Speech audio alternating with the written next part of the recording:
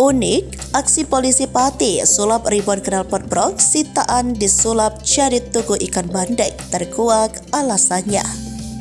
Viral di media sosial beredar video yang memperlihatkan ratusan knalpot brong sitaan Polresta Pati diubah menjadi tugu ikan bandeng. Tugu ikan bandeng dari knalpot brong itu menambah estetika kota. Seperti diketahui, Pati dikenal petani dan perikanannya, salah satunya yaitu ikan bandeng. Potret tugu ikan bandeng dari knalpot brong itu viral seperti diunggah oleh salah satu akun TikTok. "Knalpotmu wes dadi iwak cah," tulis akun itu. Dalam video tersebut, nampak polisi sedang mengarahkan tugu ikan bandeng keluar dari sebuah bengkelas. Nampak tersusun rapi hingga membentuk ikan. Hingga artikel ini ditulis Sabtu 13 Januari 2024. Video tersebut telah dilihat sebanyak 3,5 juta kali. Sejumlah warganet pun beramai-ramai memberikan komentar tugu dari knalpot brong itu. Lantas Polresta Pati merupakan pihak yang membuat knalpot brong itu menjadi tugu ikan bandeng.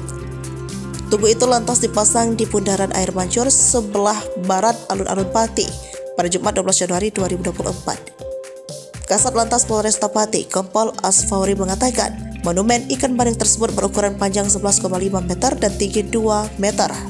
Tugu itu terdiri dari 4.031 knalpot brong hasil razia Satlantas Polres Pati dalam 4 bulan terakhir. Razia tersebut juga merupakan salah satu upaya melaksanakan program Jateng Zero knalpot brong. Adapun alasan polisi membuat tugu ikan bandeng yaitu sebagai produk unggulan dari Kabupaten Pati.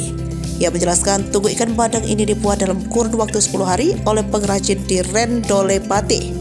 Dengan adanya tugu dari knalpot brong ini, Asfauri berharap bisa menjadi pesan pengingat kepada para pengendara sepeda motor. Monumen ini jadi pengingat bagi pengguna jalan yang melintas di area alun-alun Jati, Kota Pati tambahnya. Lebih lanjut, Asfauri menuturkan adanya tugu ikan bandeng dari knalpot brong ini mendapat respon positif dari pemerintah Kabupaten Pati.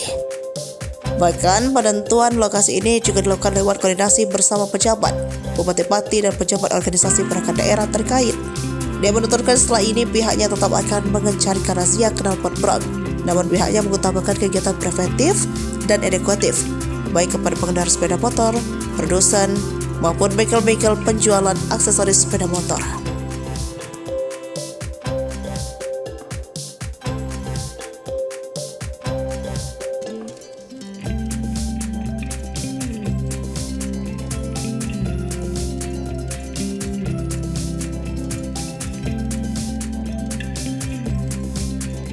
Download Tribun X sekarang, menghadirkan lokal menjadi Indonesia.